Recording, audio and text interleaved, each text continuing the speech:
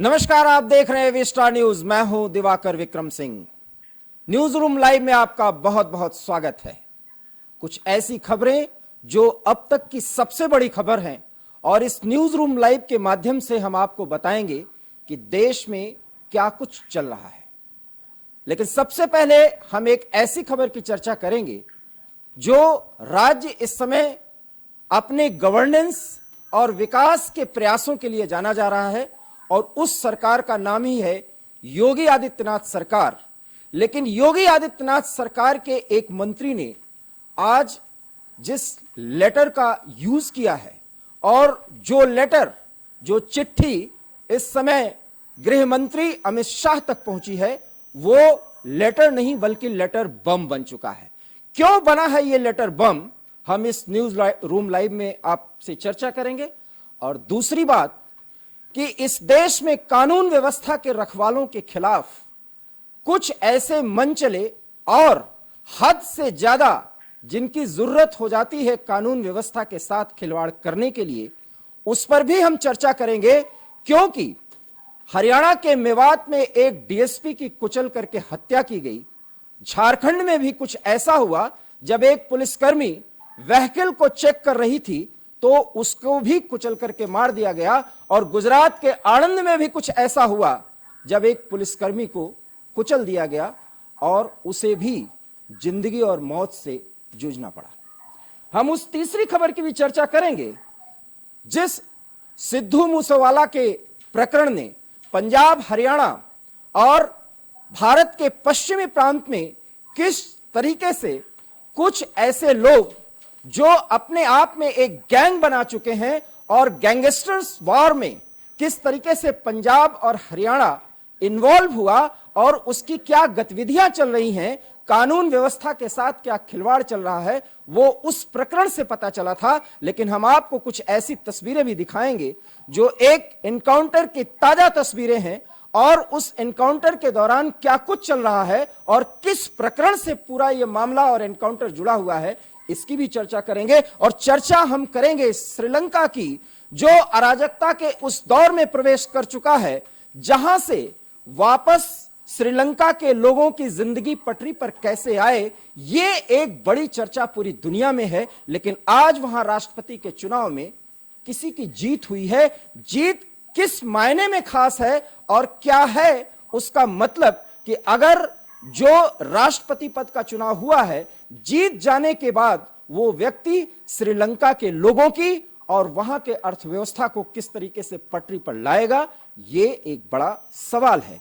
बात हम चर्चा इस पर भी करेंगे कि आखिर में कॉमनवेल्थ गेम को लेकर के प्रधानमंत्री मोदी ने किस तरीके से खिलाड़ियों का उत्साह बढ़ाया और उस उत्साह के बढ़ाए जाने के मायने क्या हैं, और अगर उत्साह वर्धन के बाद हमारे खिलाड़ी कॉमनवेल्थ गेम जो इंग्लैंड के बर्मिंघम में होगा, वहां पर जो प्रेजेंटेशन होगा और जो उनका प्रदर्शन होगा, उससे देश का नाम किस तरीके से ऊंचा होगा और प्रधानमंत्री के संदेश को खिलाड़ियों ने किस नजरिए से देखा है, इस पर भी हम चर्चा करेंगे। लेकिन सबसे पहले उस लेटर बम की जिसके कारण आज यूपी का गवर्नेंस और यूपी की योगी आदित्यनाथ सरकार पर एक सवाल उठे हैं। जी हां, हमारे साथ लखनऊ से भी हमारे ब्यूरो चीफ अनूप शुक्ला जुड़ेंगे और उनसे भी हम इस पूरे प्रकरण पर बात करेंगे। लेकिन सवाल यह है कि जल शक्ति राज्य मंत्री दिनेश खटिक ने एक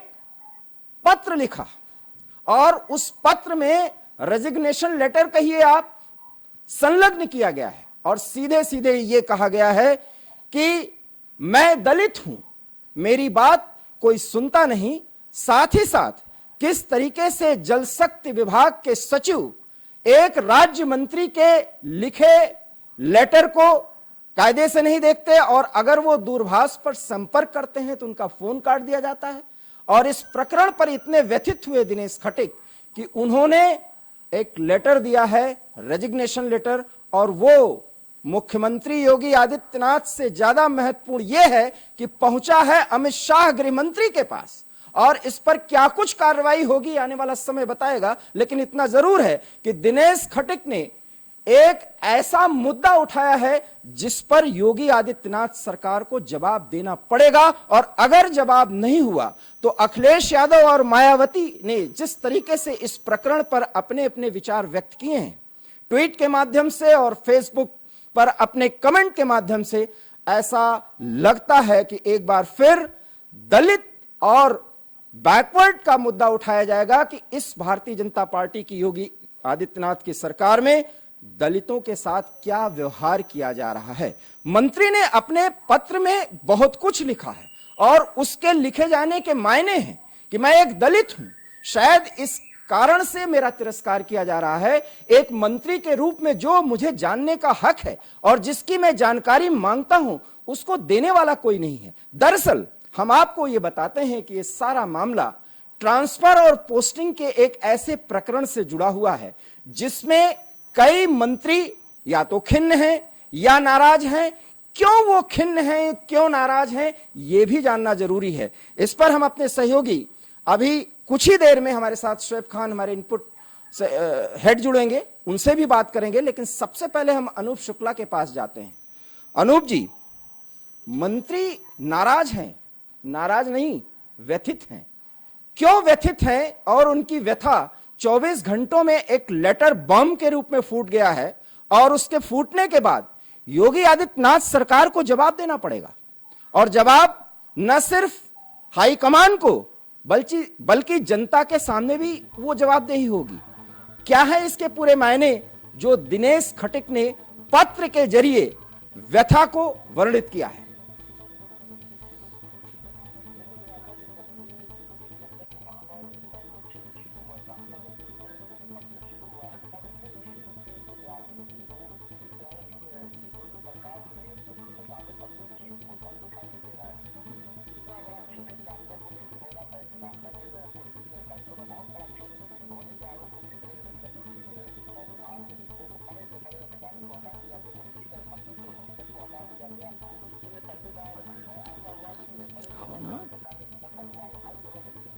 अपने जगह पे तो तीनों खड़े हो, फ्रेम में आ जाओ। जी, उन्होंने शिकायत की कि उन्होंने ट्रांसफर में घोटाले का आरोप लगाया है, जिसमें बाकायदा बहुत बड़ा जिसे कहा जाए विवाद छिड़ गया था। अब ये बारी आई है जल शक्ति विभाग में।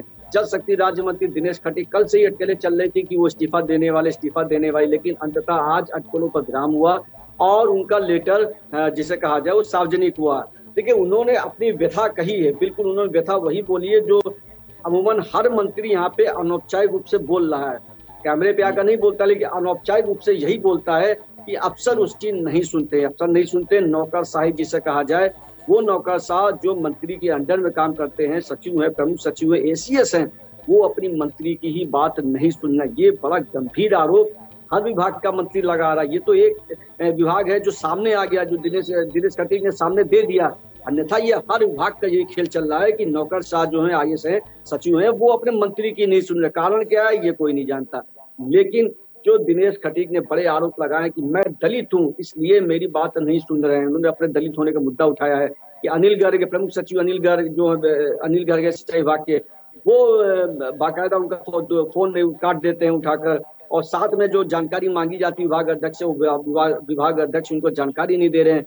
खाली उनको एक गाड़ी उपलब्ध करा दी गई है, बाकी इसके अलावा जो विभाग की बैठकें होती है उनमें भी उनको नहीं बुलाया जाता, कोई काज उनसे नहीं लिया जाता है, कोई उनकी सुनता नहीं। तो बड़ी व्यथा उन्होंने अपनी जताई है उसमें ट्रांसफर पोस्टिंग के खेल के लिए बात बताएं। नमामि गंगे जो जिसके लिए जो पिछली योगी सरकार में बाकायदा महेंद्र सिंह को अपना विभाग, यही जल शक्ति मंत्री वो थे, महेंद्र सिंह थे, उनको अपना विभाग तक खोना पड़ा इसी नमामि गंगे के कारण। अब वो नमामि गंगे में भ्रष्टाचार को फिर से इंगित कर रहे हैं दिनेश खटीक की, बड़ा भ्रष्टाचार इसमें हो रहा है।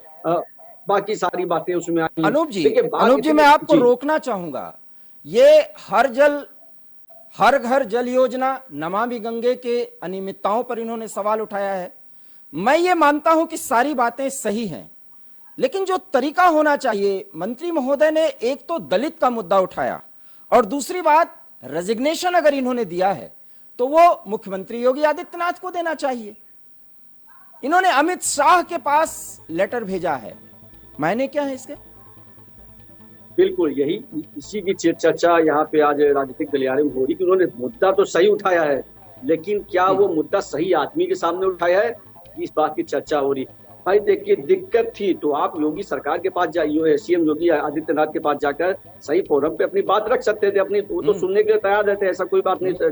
लेकिन आपने कुछ नहीं किया, एक लेटर लिया, बाकायदा अमित शाह को लेटर आपने लिख दिया। आपके बगल में राजभवन है, मात्र 1 किलोमीटर की दूरी पर भी आवास के राजभवन नहीं है, तो आप वहां जाकर इस्तीफा दे देते। लेकिन ये जो लेटर का एक ड्रामा, जिसे मैं कहना चाहूंगा, ड्रामा जो लेटर का शुरू किया है, इससे इनकी मुश्किलें खत्म नहीं होंगी, बल्कि आने वाले समय में बढ़ेंगी। ऐसा माना जाए अनूप जी, ऐसा माना जाए कि दिनेश खटिक ने योगी आदित्यनाथ सरकार के खिलाफ मोर्चा खोला है, और कहा यह भी जा सकता है कि दिनेश खटिक एक टूल के रूप में यूज किए गए हैं। क्या आपको ऐसा नहीं लगता? बिल्कुल, देखिए, अपने लेटर में उन्होंने सीएम योगी आदित्यनाथ की तो तारीफ की है, बाकायदा उसमें उनके ऊपर कोई आरोप या आक्षेप नहीं लगाया है। लेकिन इतना जरूर है कि आप चीफ मिनिस्टर, जो जिस चीफ मिनिस्टर के अंडर में काम कर रहे हैं, आप उसको लेटर नहीं दे रहे हैं, आप अमित शाह को लेटर दे रहे हैं। भाई यूपी सरकार कौन चला रहा है? यूपी सरकार सीएम योगी आदित्यनाथ चला रहे हैं ना, कि गृह मंत्री अमित शाह चला रहे हैं। आपको सही फोरम पे बात रखनी चाहिए। अब इससे क्या होगा? क्या अमित शाह क्या उनको राज्य मंत्री से कैबिनेट मंत्री बनवा देंगे क्या? ऐसा भी होने वाला मुश्किल, या हो सकता हो भी जाए, भाई ये तो कहने की बात है। लेकिन क्या ये क्वेश्चन मार्क है, क्या वो कैबिनेट मंत्री बन जाएंगे क्या? या फिर सीएम योगी से ये एक तरह का बैर उन्होंने मोल ले लिया है, या सीएम योगी की जिसे कहा जाए नाराजगी ये ले लेंगे? ये आने वाला समय बताएगा। लेकिन इतना तय है कि ये जो लेटर बम, ये जो इसका ड्रामा इन्होंने किया गया, बिल्कुल टूल किट की तरह इस्तेमाल किए गए हैं ये बाकायदा। लेकिन जो ड्रामा शुरू हुआ, इसमें इनकी मुश्किलें और बढ़ेंगी, जहां तक मुझे देखने को मिल रहा है। बिल्कुल अनूप जी, बढ़ेंगी, इसमें इनकी मुश्किलें बढ़ेंगी, बिल्कुल आप सही कह रहे हैं। और हम इस मुद्दे पर आपसे चर्चा को आगे बढ़ाते हैं।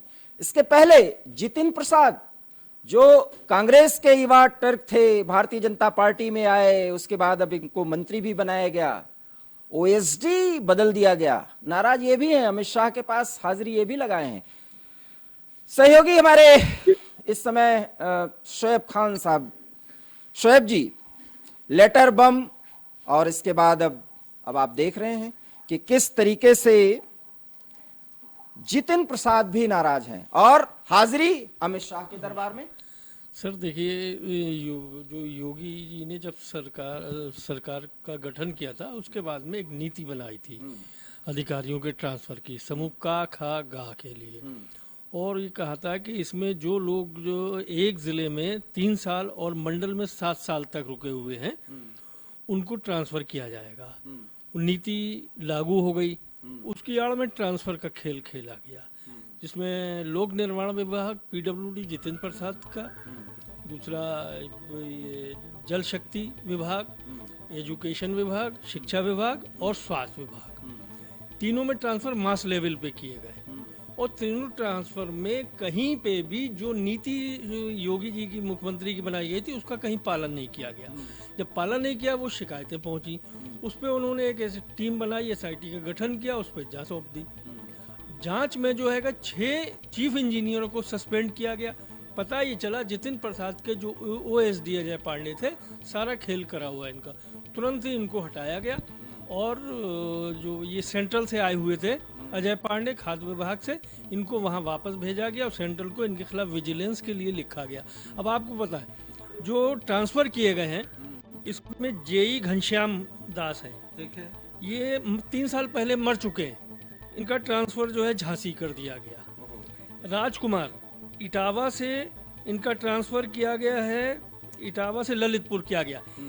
जब जांच कमेटी ने इस पे जांच की जाके, एसआईटी ने, तो वहां पता चला कि राजकुमार नाम का कोई शख्स ही नहीं है। तो इस तरीके की जब शिकायतें टीम ने बताई, तो इनके खिलाफ कार्रवाई हुई। अब जब कार्रवाई हुई, तो यही हाल स्वास्थ्य विभाग में भी रहा है। तो इस पे मुख्यमंत्री ने थोड़ा सा नाराजगी व्यक्त करी, तो ये लोग तिलमिलाए बैठे हुए हैं।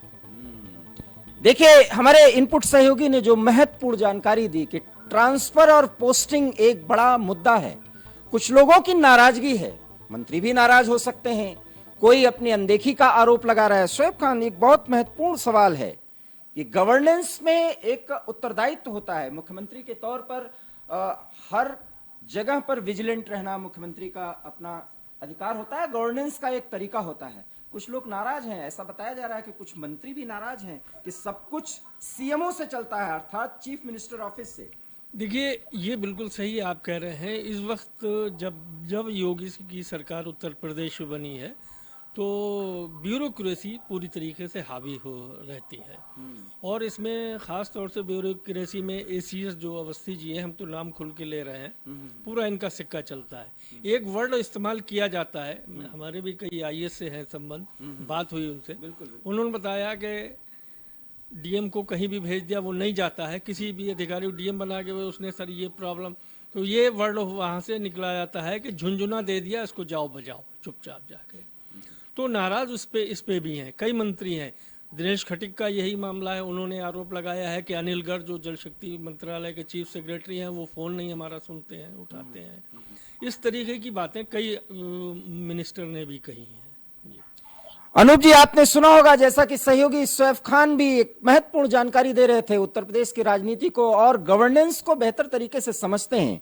ट्रांसफर पोस्टिंग में भी कुछ गड़बड़ झाला है, कहीं से वो टैकल किया जा रहा है, मुख्यमंत्री ऑफिस पर से उस पर निगरानी रखी जा रही है, निगहबानी रखी जा रही है। कुछ लोगों को समस्या यहां पर भी हो रही है, लेकिन समस्याएं अंदर खाने सुलझाई जानी चाहिए। लेकिन कोई लेटर बम, कोई नाराजगी जो गृह मंत्री के पास आए और वहां पर दरबार में वो सुनवाई हो, तो इस पर तो अखिलेश यादव और मायावती ट्वीट करेंगे ही। यही उस लेटर बम की वो चरम परिणति है जिसमें मायावती ने भी कहा है कि ये दलित के साथ कैसा व्यवहार, और अखिलेश यादव ने भी कहा है कि कभी कभी बुलडोजर उल्टा चलता है। मतलब योगी आदित्यनाथ सरकार विजिलेंट है, वो तत्पर है, लेकिन कुछ लोगों की नाराजगी है कि उनकी नहीं चल पा रही। और जैसा कि हमारे सहयोगी बता रहे हैं कि कहीं कहीं ब्यूरोक्रेसी प्रभावी ज्यादा दिखती है, और यह प्रभाविता निश्चित रूप से एक बैड इंपैक्ट के रूप में सामने आती है, जो प्रजातंत्र के किसी चुनी हुई सरकार में एक ब्यूरोक्रेटिक सुप्रीमेसी नहीं स्थापित होनी चाहिए, और कम से कम योगी आदित्यनाथ की सरकार में तो ऐसा नहीं होना चाहिए, क्योंकि वो एक लोक प्रभावी और जनता के द्वारा चुने हुए और गवर्नेंस के लिए जाने जाते हैं। तो इस पर तो उनको टैकल करना होगा। अनूप जी। जी बिल्कुल, देखिए इसमें कोई दो राय नहीं। आज सीएम योगी का कल का बयान भी आप देख सकते हैं कि उन्होंने बाकायदा मंत्रियों को निर्देश दिया कि भाई देखिए, आप लोग अपने स्टाफ पे, शक्तियों पे आंख मूंद कर भरोसा ना करें। आप बाकायदा आपके समक्ष जो फाइलें आती हैं संज्ञान में लेने के लिए, साइन करने के लिए, उनको बाकायदा अच्छी तरह से देखभाल कर पढ़कर ही साइन कीजिए आप। ये तब बयान आया है जब कल पीडब्ल्यूडी मंत्री जीती प्रसाद उनसे मिलकर गए। उसका मतलब उन्होंने शायद ये बोला होगा कि उनके सामने जो फाइलें आई उन्होंने ध्यान से देखा नहीं, शायद ये बात रखी गई हो उनके सामने सीएम योगी को। सीएम योगी ने इस बात को कहा कि देखिए, साफ इशारा किया, देखिए जब चुनाव हो रहे थे तो कई जो अफसर थे वो अखिलेश यादव के दरबार में हाजिरी लगा रहे थे बाकायदा, कुछ हटे कुछ बाकी हैं अभी। तो सीएम योगी इसी बात को इंडिकेशन दे रहे हैं कि बाकायदा भाई आप अपने जो अधिकारी हैं, जो आपके सचिव है, उनपे आंख मूंद का भरोसा कतई ना करें।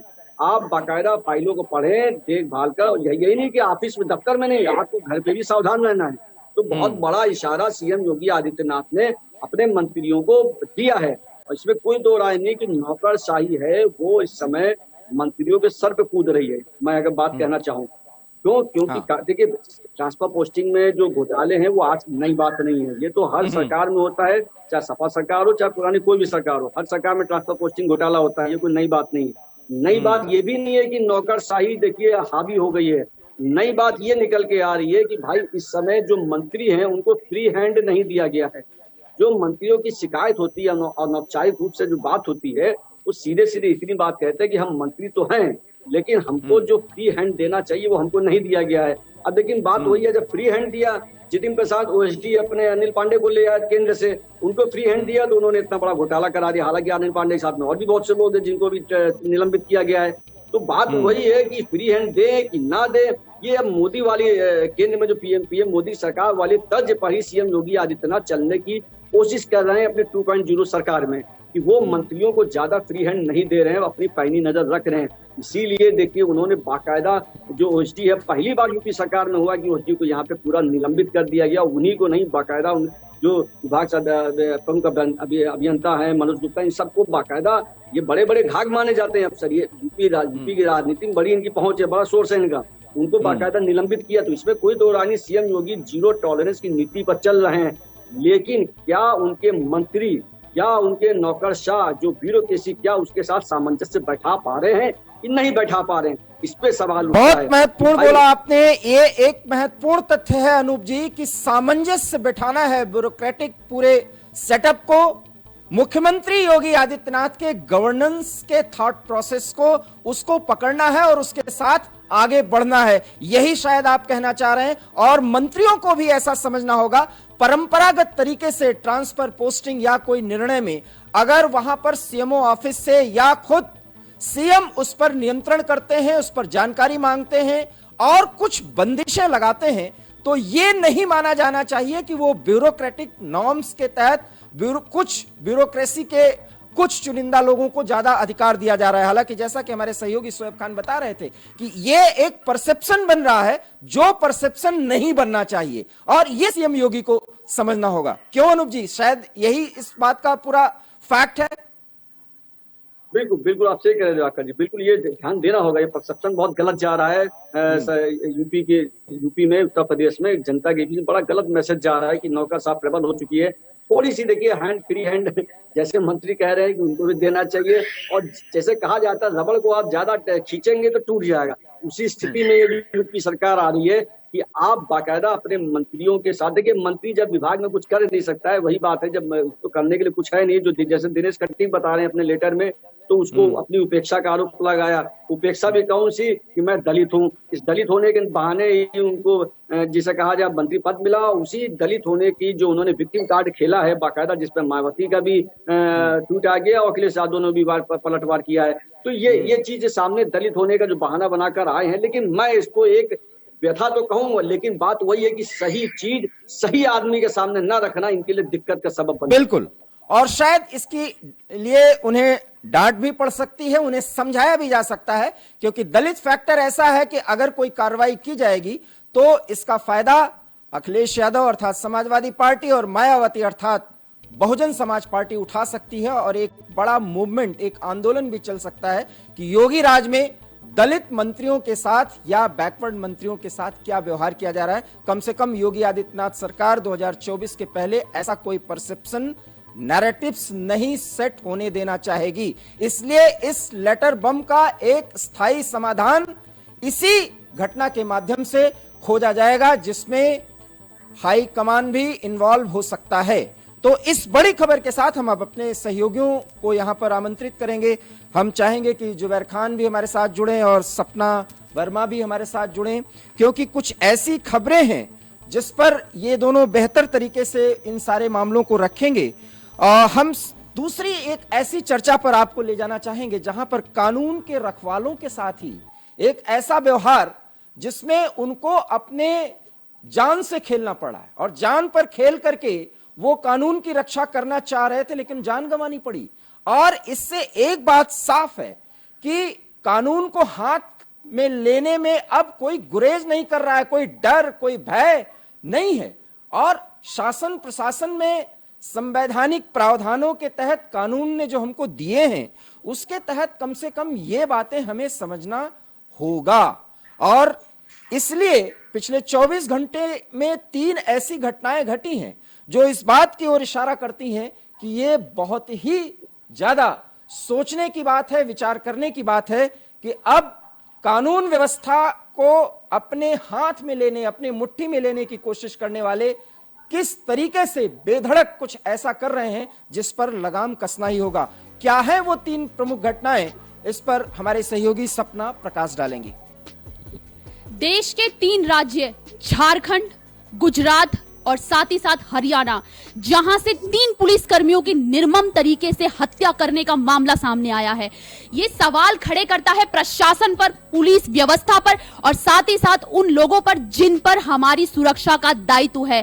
प्रशासन पर कई तरह के सवाल छोड़ता है। इसको लेकर हरियाणा में अगर बात की जाए, हरियाणा के मामले को लेकर, तो हरियाणा में डीसीपी की यानी कि जो डीएसपी है सुरेंद्र सिंह बिश्नोई, जिनकी दिन दहाड़े हत्या कर दी जाती है, उन्हें डंपर से उन्हें माफियाओं की ओर से कुचला जाता है। माफियाओं ने किस तरीके से बेरहमी से उन्हें कुचला था वो भी हमने आपको कल दिखाया था मंगलवार को। किस बेरहमी के साथ जो है माफियाओं ने डीएसपी पर हमला किया था। मामला नूह का है। नूह के डीएसपी थे सुरेंद्र सिंह बिश्नोई, जिसके बाद अब लगातार इस मामले को लेकर नई नई अपडेट सामने आ रही है। एक तरफ बात की जाए बिश्नोई के मामले को लेकर तो बिश्नोई समाज इकट्ठा हो गया और उन्होंने एसडीएम को ज्ञापन सौंपने की बात कही है। साथ ही साथ उन्होंने कानून व्यवस्था को लेकर भी कई सवाल खड़े किए हैं। वहीं इसको लेकर तावड़ू के जो लोग हैं वहां पर बाजार बंद का ऐलान कर दिया गया है। लोग काफी नाराज हैं। किस तरीके से जो है पुलिस महकमे पर एक बड़ा सवाल है। डीएसपी के साथ इतनी बुरी तरीके से जो है उनकी हत्या कर दी जाती है, डंपर से कुचला जाता है, वो भी तब जब वो ऑन ड्यूटी थे, अपना काम कर रहे थे। किस तरीके से हमने आपको कल वो भी दिखाया किस तरीके से वो अपना काम कर रहे थे। पत्थर माफियाओं ने बहुत बेरहमी से डंपर के साथ कुचल डाला उनको, डंपर से कुचलकर उनकी बेरहमी से हत्या कर दी। वही अब बात करते हैं हम झारखंड रांची से। झारखंड रांची में एसआई संध्या टोपने की भी बेरहमी से हत्या कर दी गई है। दरअसल वो भी अपना काम ही कर रही थी, पिकअप वैन से उन्हें कुचल दिया गया है।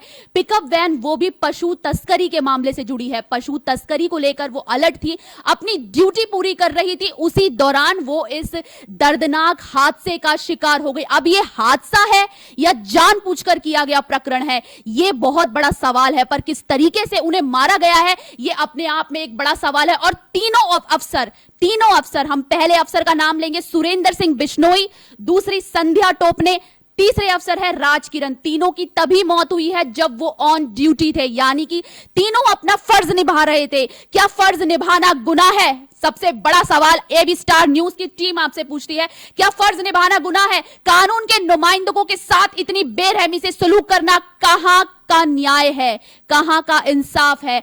क्या माफियाओं और गुंडों के मन से पुलिस प्रशासन का खौफ इतना खत्म हो चुका है कि सरेआम 3 पुलिसकर्मियों की बेरहमी से हत्या कर दी जाती है और प्रशासन क्या कर रहा है? सबसे बड़ा सवाल यह है। यही एक और बात सामने आई कि उस दौरान जब डीएसपी के साथ जब हमले वाली बात आई सामने, उस दौरान कुछ दूरी पर मुख्यमंत्री भी एक कार्यक्रम में मौजूद थे जहां उन्हें श्रद्धांजलि अर्पित की गई है। तो किस तरीके से जो है लगातार सामने आ रहा है। और अब इस मामले को लेकर जब बात डीएसपी वाले मामले पर जाते हैं, अब डीएसपी बिश्नोई की जिस तरीके से हत्या कर दी गई है, उस मामले का अगर हम लेके जाए तो हरियाणा के सीएम मनोहर लाल खट्टर की ओर से 1 करोड़ की मुआवजा राशि का ऐलान कर दिया गया है और साथ ही साथ उन्होंने परिवार के एक सदस्य को नौकरी देने का भी ऐलान किया है। किस तरीके से जो सरकार है वो इस मामले को लेकर काफी ज्यादा भावुक है। सरकार अपनी तरफ से मदद करने के लिए जो भी हो सके वो उस स्तर पर मदद करने की तैयारी में है। वही बात की जाए इसको लेकर तो लगातार हरियाणा कांग्रेस ने मुख्यमंत्री के इस्तीफे की बात कही है। सबसे बड़ी खबर, हरियाणा कांग्रेस ने निशाना साधा है, मुख्यमंत्री पर निशाना साधा है और इस्तीफा देने की मांग कही है। उन्होंने कहा कि ये कैसा समाज है जहां पर जनता, विधायक असुरक्षित है तो फिर पुलिसकर्मी भी असुरक्षित है, तो जनता कैसे उम्मीद कर ले अपनी सुरक्षा की? सबसे बड़ा सवाल यही खड़ा होता है कि तीनों की निर्मम तरीके से हत्या कर दी गई और वो भी तब जब तीनों ऑन ड्यूटी थे। ऑन ड्यूटी के दौरान जिस तरीके से हत्या कर दी गई ये अपने आप में एक बहुत बड़ा सवाल है। वही अब तीसरे केस की तरफ, तीसरे हालातों की तरफ हम जाते हैं जहां पर गुजरात के आणंद से भी मामला सामने आया। गुजरात के आणंद में भी इसी तरह का मामला देखने को मिला जहां पर राजकिरण जो कि ट्रैफिक पुलिसकर्मी थे उनकी भी निर्मम तरीके से हत्या कर दी गई है। किस तरीके से हत्या कर दी गई वो अपने आप में कई तरह के सवाल छोड़ता है। राजकिरण की हत्या बेहद ही दर्दनाक थी। किस तरीके से उन्हें कुचल दिया गया ट्रक ने, वो भी तब जब उन्होंने ऑन ड्यूटी ट्रक को रोकने की कोशिश की। हालांकि ड्राइवर को गिरफ्तार कर लिया गया है। इस हादसे में उनकी मौत हो गई है।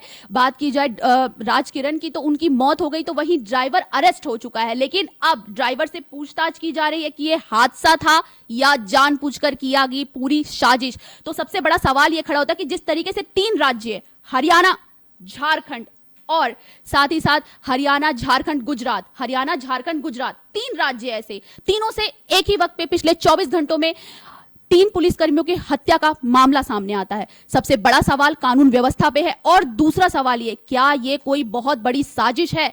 क्या ये कोई ऐसी स्क्रिप्ट है कि इसकी स्क्रिप्ट पहले से ही तैयार की गई है? किस तरीके से जो है मामले, तीनों जगह से जो मामले सामने आए वो अपने आप में ही कई तरह के सवाल छोड़ते हैं।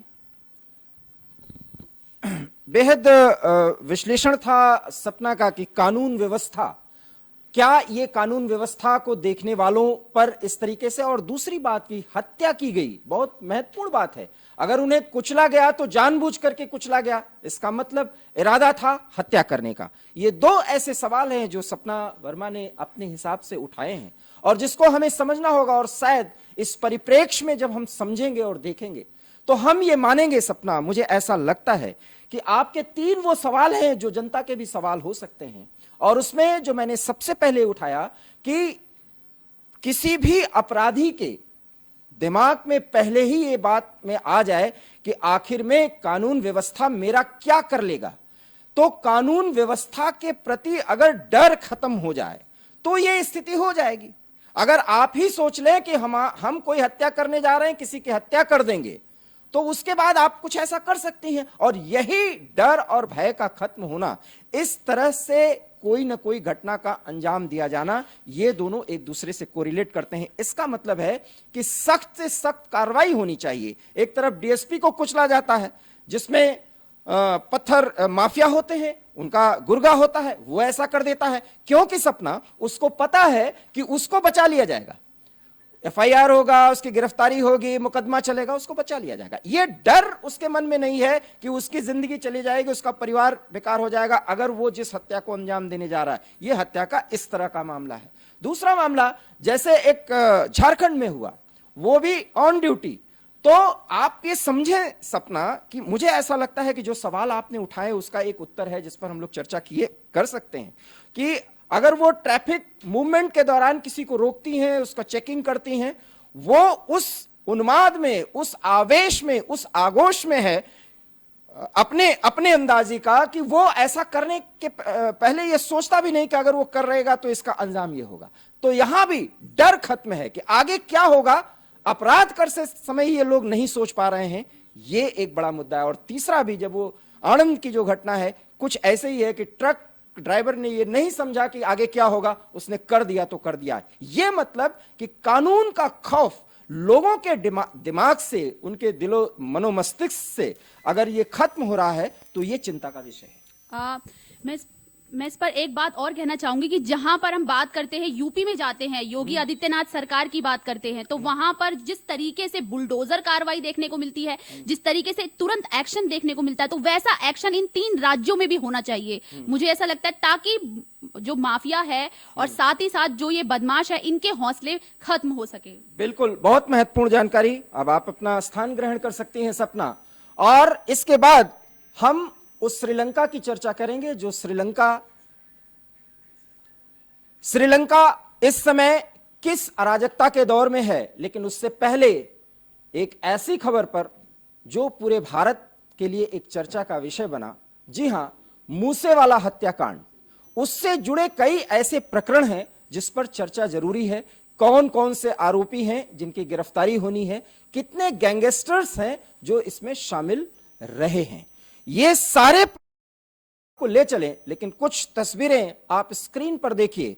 इस समय जब हम आपसे बात कर रहे हैं तो एक ऐसा प्रकरण चल रहा है कि पंजाब में बिल्कुल सीमांत इलाके में पुलिस और गैंगस्टर्स के बीच में गोलियों का आदान प्रदान हो रहा है। शूट आउट लाइव आप देख रहे हैं। ये जो कुछ भी स्क्रीन पर आप देख रहे हैं, हमारे सहयोगी जुबैर खान जो इस पूरे प्रकरण पर बहुत दिनों से नजर रखे हुए हैं और किस तरीके से ये गैंगस्टर्स प्रभावी हैं पंजाब और हरियाणा में, और मूसेवाला से क्या है संपर्क और संबंध, उस संबद्धता पर पूरी तरीके से जुबैर प्रकाश डालेंगे। अगर हम बात करें पंजाब में सिंगर सिद्धू मूसेवाला की, तो 29 मई को सिद्धू मूसेवाला की हत्या कर दी गई थी। उनके साथ उनके 2 दोस्त थे और गाड़ी में उन पर गोलियों से बरसाई गई, जिसके बाद उनकी हत्या को अंजाम दिया गया था। इसमें कई गैंगस्टरों के नाम सामने आए थे। जैसा कि सबसे पहले मैं आपको आज बता दूं, आज पुलिस और बदमाशों के बीच मुठभेड़ हो रही है। ये मुठभेड़ अमृतसर के अटारी बॉर्डर के पास वाले इलाके में हो रही है, पास के गांव में।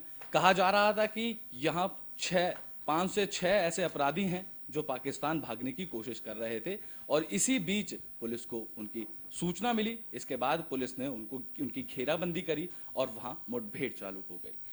हम बात कर रहे हैं चीका गांव की, चीका के भकना गांव की, जहां पर ये एनकाउंटर अभी भी चल रहा है।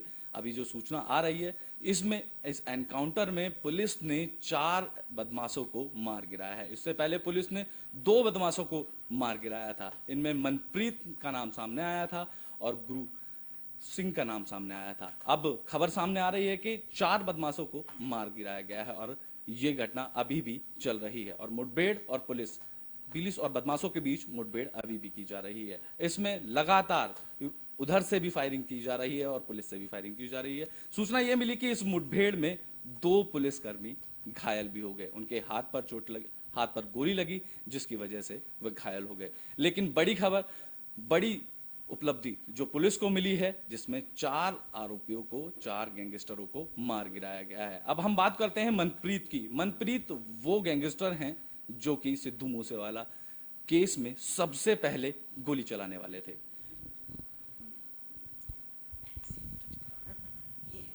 मनप्रीत वो हैं जो गोली चलाने वाले पहले सिद्धू मूसेवाला पे जिन्होंने पहली गोली चलाई थी। उनका लॉरेंस बिश्नोई से भी संबंध है और जो गोल्डी बर्राड़, कनाडा में जो छिपे बैठे हैं गोल्डी बर्राड़, उनसे भी उनका संबंध है।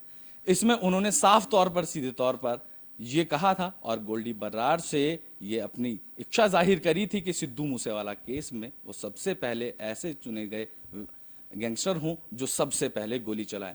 ये मसला इसलिए उन्होंने कहा था, ये इसलिए क्योंकि हाल ही में जब वो जेल में बंद थे तो पटियाला गैंग से उनकी लड़ाई हुई थी। उनका पटियाला जेल के अंदर का पटियाला गैंग के साथ लड़ाई हुई, जिसका वीडियो वायरल हुआ।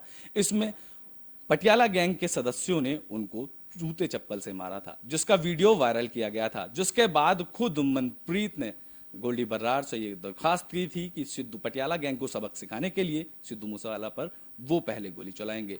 सीधे तौर पर सिद्धू मूसेवाला की हत्या के तार अब हमने आपको बताएं कि जैसे कि पंजाब में कई गैंग सक्रिय हैं। पटियाला गैंग से किस तरीके से सिद्धू मूसेवाला का संबंध निकल कर आता है और क्यों मनप्रीत ने ये चीज कही कि वो सिद्धू मूसेवाला पर पहली गोली चलाएंगे, इस चीज की खुलासा खुद कनाडा में छिपे गोल्डी बर्राड़ की तरफ से किया गया। क्योंकि मनप्रीत उन्हीं के साथ के गैंगस्टर हैं और उनके साथ के बदमाश हैं।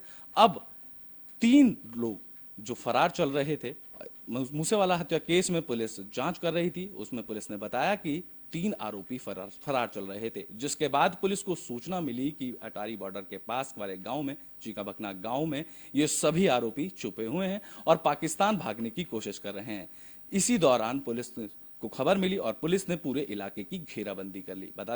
आपको बता दें कि पुलिस ने 2 किलोमीटर के एरिया को घेरा और उसके बाद ये मुठभेड़ शुरू हुई, जिसमें जवाबी फायरिंग भी हुई और इसमें पुलिस के 2 कर्मी भी घायल हुए। अब ये सूचना निकलकर सामने आई और जो मुठभेड़ अभी भी चल रही है, इस मुठभेड़ में पुलिस को कामयाबी हाथ लगी है और पुलिस ने 4 आरोपियों को मार गिराया है।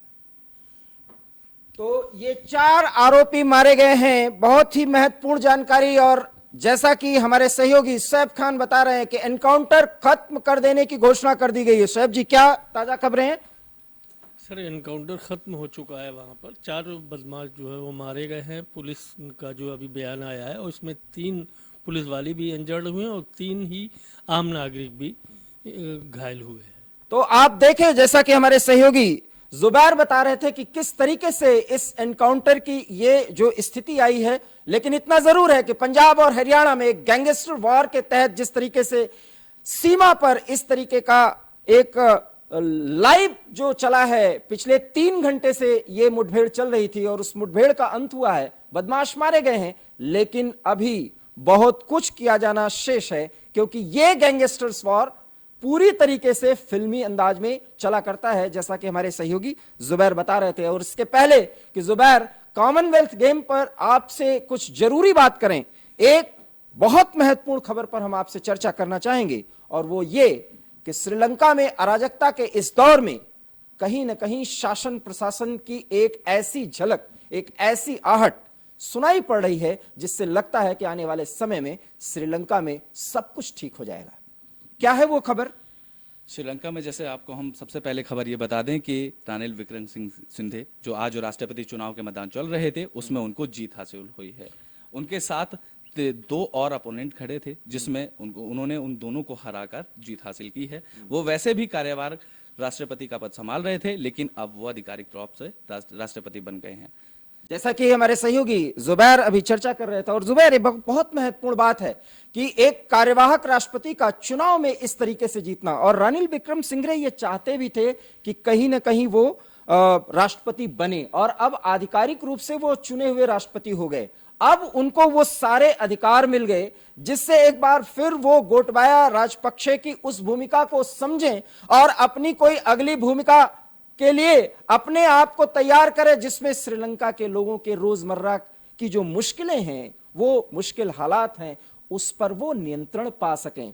इस मुश्किल हालात में एक वरिष्ठ नेता हैं श्रीलंका के, उनका भी बयान सामने आया। जब मतदान चल रहे थे तो उन्होंने बयान दिया, ट्विटर हैंडल से अपने बाकायदा ट्वीट करके उन्होंने जवाब दिया। उन्होंने ये भारत से मदद की गुहार मांगी। उन्होंने कहा कि श्रीलंका का राष्ट्रपति कोई भी बने, लेकिन भारत श्रीलंका की मदद करना बंद ना करे। सीधे तौर पर ये जाहिर, उनके इस ट्वीट से ये जाहिर होता है कि श्रीलंका में किस तरीके के आर्थिक हालात हैं। उस आर्थिक हालात से सुधरने के लिए राष्ट्रपति का चुनाव तो हो गया, राष्ट्रपति भी श्रीलंका को मिल गया है, लेकिन क्या कब श्रीलंका का आर्थिक हालात ठीक होंगे और कब श्रीलंका के संकट दूर होंगे, इसको लेकर भी सारे नेता वहां के लोग परेशान हैं, जिस वजह से वो खुद चाहते हैं कि उनके पड़ोसी। महत्वपूर्ण बात है ये, हम लोग एक खबर के अंदाज में सब कुछ बता ही रहे हैं।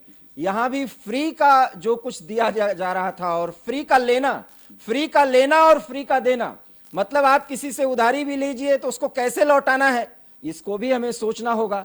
शायद चीन से जब श्रीलंका उधार ले रहा था, 1 दशक का इतिहास है जुबैर, अगर हम साधारण शब्दों में समझाएं तो श्रीलंका चीन के उस झांसे में आया जब बहुत आसान शर्तों पर कर्ज मिला करता था, और वो कर्ज लेकर के अपने इंफ्रास्ट्रक्चर का विकास कर रहे थे, और श्रीलंका का जो मानव जीवन स्तर था वो भारत से भी बेहतर बताया जा रहा था। एक वो समय था, वहां वो सब्ज बाग, वो सपने दिखाए गए थे जुबैर, कि किस तरीके से वहां के एक पोर्ट को, जिसको हम्बनटोटा पोर्ट कहते हैं, उसका डेवलपमेंट करके श्रीलंका की आर्थिक स्थिति को इतना बेहतर कर देगा चीन कि श्रीलंका न सिर्फ एशिया में बल्कि पूरी दुनिया में एक बहुत ही आदर्श और एक बहुत आर्थिक रूप से समृद्ध राज्य के रूप में जाएगा। और वो स्थिति हुई कि जब आप खैरात का ले लिए और उसको लौटा नहीं पाए, वहां पर कोई विकास हुआ नहीं, और उस पर कोरोना जैसे हालात, वहां का जो कि टूरिज्म इंडस्ट्री पर बहुत कुछ टिका था, वो सब खराब होता गया।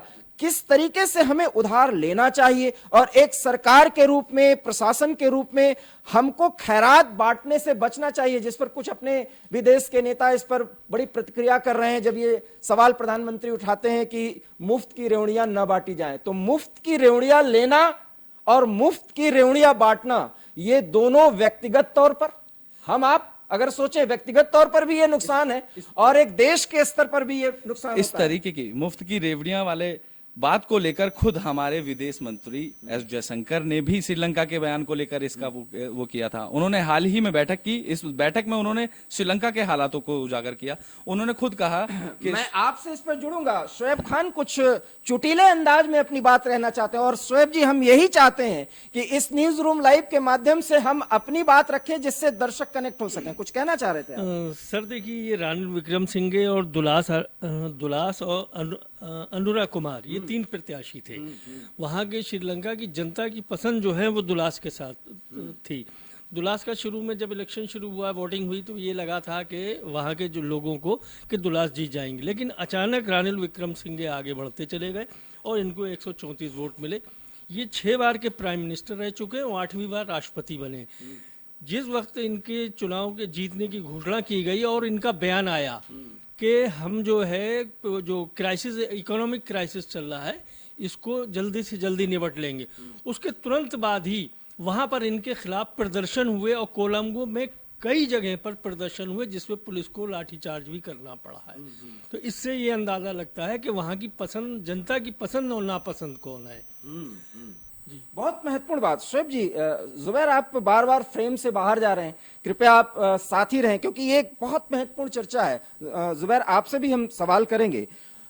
श्रीलंका में कौन पसंद है, कौन नापसंद है? गोटबाया नापसंद थे, लेकिन जनता उन्हें ही ढूंढ रही थी। इसका एक मायने शोएब जी मुझे ऐसा लगता है कि प्राधिकार सम्मत व्यक्ति जो प्राधिकृत है, अर्थात जो किसी पद पर बैठाया है, तो जनता ही जनार्दन होती है। उसने बैठाया तो उसकी अपेक्षाएं होंगी और उसकी अपेक्षाओं को पूरा करने के लिए आपको सख्त कदम उठाने होंगे, जो शायद गोटबाया भूल गए थे। उसके बाद एक प्रधानमंत्री के रूप में प्रेमदासा भी भूल गए थे।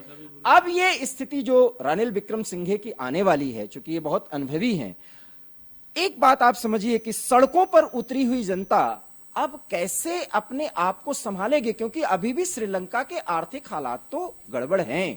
क्या कुछ ऐसा किया जा सकता है जिससे जनता में ये भरोसा आए? भरोसा सबसे बड़ी चीज है सुहेल जी। देखिए, जिस वक्त प्रदर्शन की बात आई है तो रानिल विक्रमसिंघे ने अपना बयान जारी करा। उसमें पहला यही उनका बयान था कि हम बहुत जल्दी, जनता को संबोधित करते हुए कहा था कि हम बहुत जल्दी ये इकोनॉमिक क्राइसिस को निपटा लेंगे। लेकिन उसके बाद में जब प्रदर्शन की बात आई तो उन्होंने इस तरीके के अंदाज में जनता को संबोधित किया कि वो हमारे ऊपर भरोसा करे। और जहां तक कोलंबो में ये प्रदर्शन हुए, श्रीलंका के और जिलों में अभी ऐसी कोई प्रदर्शन की खबर नहीं आई है। तो हो सकता हो रानिल विक्रमसिंघे को कुछ ऐसा बीच का नई पॉलिसी लेके चलना पड़ेगी जो जनता उनके साथ में खड़ी हो और जो क्राइसिस हो उसको दूर किया जा सके और जो जनता के बीच में जो प्रॉब्लम्स आ रही हैं उनको सॉल्व किया जा सके। बहुत महत्वपूर्ण जानकारी शोएब जी आपने दी है और आप बराबर खबरों के इनपुट पर बने रहिए, क्योंकि कोई ताजा जानकारी हम आपसे ले सकते हैं। जुबैर, आप एक बात कह रहे थे, उस बीच की बात को हमने काट करके शोएब जी को जोड़ा था। आप ये कह रहे थे कि हमारे विदेश मंत्री कुछ बयान दे रहे थे, वो बहुत मौजू है, उसका कोई मायने है? हमारे विदेश मंत्री ने श्रीलंका की आर्थिक स्थिति को लेकर यह बयान दिया था कि जैसे उन्होंने उनकी जनता को फ्री वाली रेवड़ी का एक संबोधन यूज करके उन्होंने ये कहा कि श्रीलंका में जो आर्थिक हालात हैं, इस तरीके को उनकी जनता को भी समझना पड़ेगा, क्योंकि उनके आर्थिक हालात इतनी जल्दी सुधरने वाले नहीं हैं।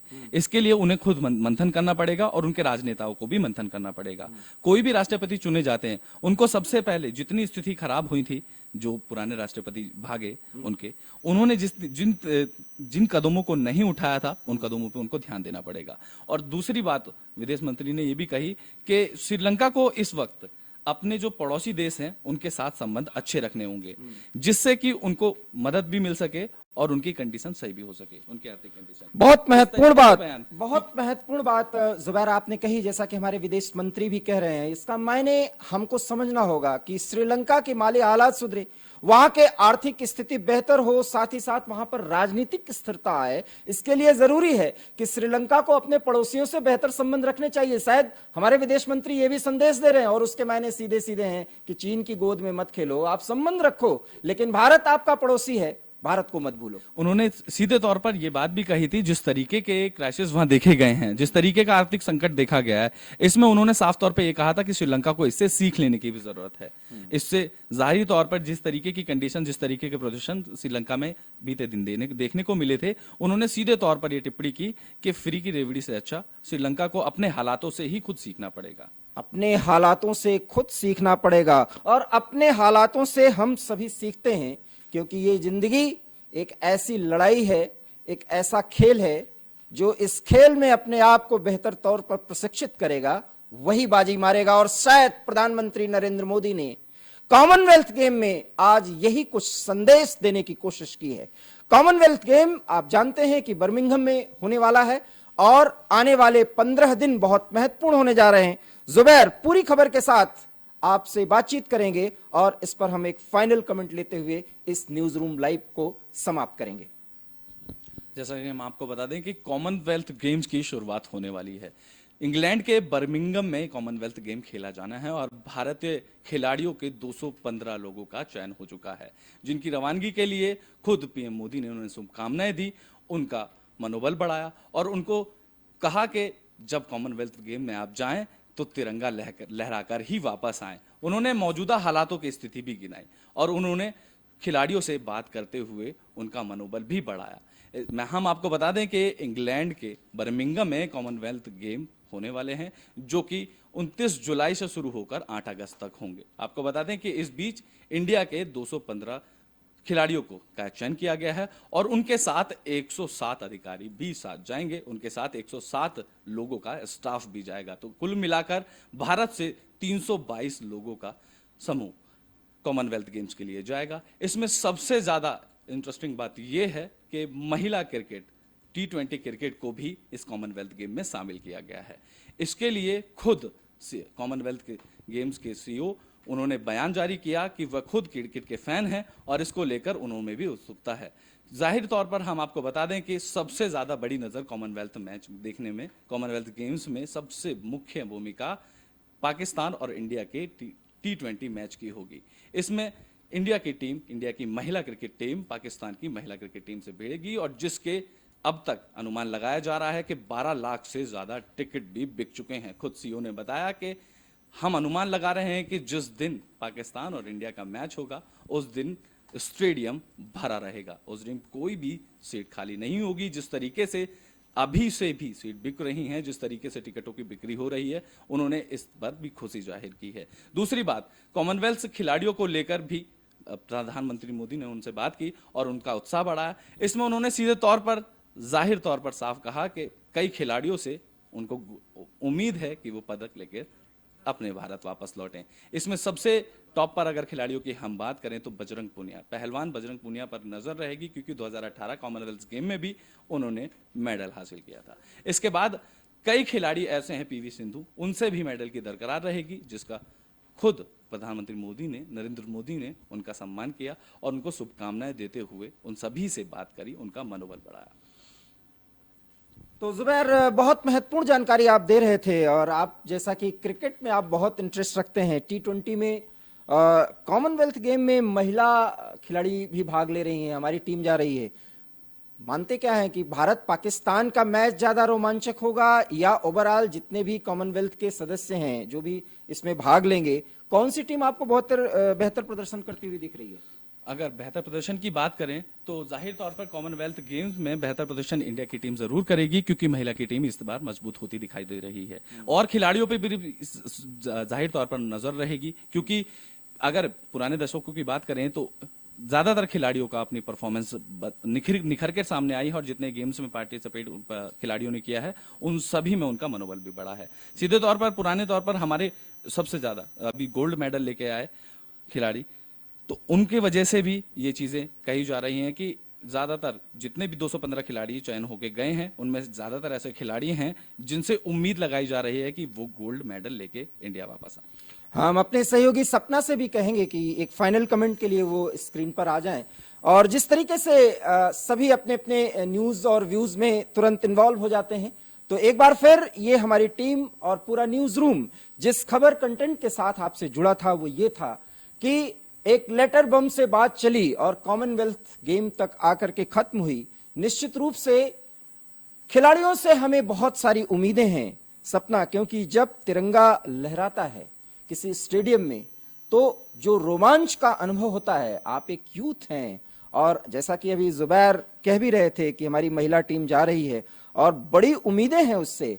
आपको क्या लगता है कि देश की बेटियां एक बार फिर कॉमनवेल्थ गेम में सम्मान बढ़ाएंगी और शायद इसीलिए पीएम मोदी ने शुभकामनाएं दी हैं और बहुत आशाएं हैं देश को? क्या कहना चाहेंगे?